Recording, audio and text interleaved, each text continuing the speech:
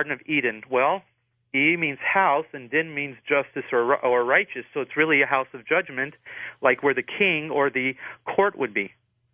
But Dingir, it means righteous ones of the fiery, flashy object thing that goes to the sky.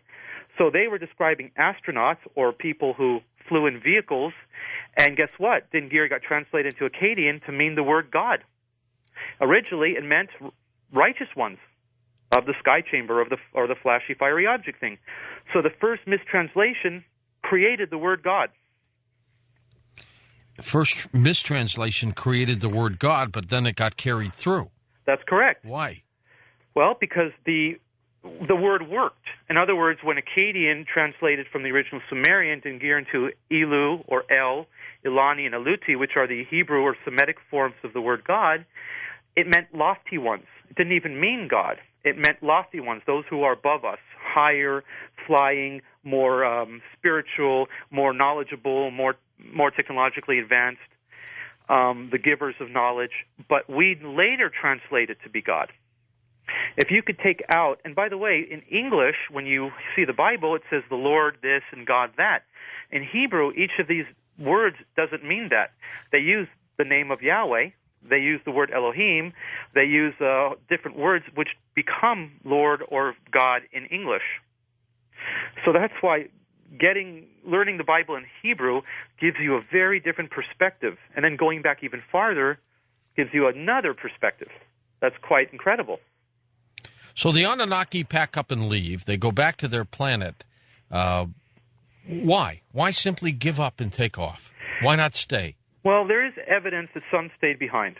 And there's evidence that some died on Earth. Like there's a royal tomb and cemetery in Ur where they found a female Anunnaki and her husband. And the measurements of this body is very unusual, very large heads and very large boned. So there is some physical evidence that some of them stayed behind. Some of them stayed behind because they didn't mind getting old. They liked their lives. But most of them felt they were higher above than humans. Humans were a creation of theirs. And so it's like living among the animals from their point of view.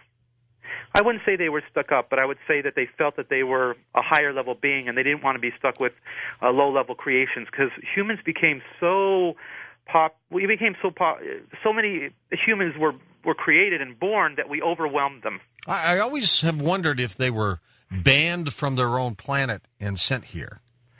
Well, in the beginning, it seems that the first few that came, that was the case with Alalu. That's what the stories say. He was trying to escape Anu when they had a fight for supremacy. But later on, when they discovered that there was resources here, they came willingly. Of course, the story that covers the Igigi, and the Igigi are the astronauts that are not the ruling class. These guys were tired of their job. These are the ones that revolted and complained that they were doing too much work, and they were the ones who came down and had a lot of interactions with humans. So you get a little bit of everything. You get one side of the clan, the Enki clan, liking humans, and you get the Enlil clan not liking humans. And it's kind of like the Bible, where the flood is given to destroy humans, but then Noah's told to build an ark so humanity is saved. Then you have the Tower of Babel, which God didn't like, but then he split up the languages. So you get this split personality where one side likes humans and one side punishes them, and one side gives them another chance, and it goes back and forth.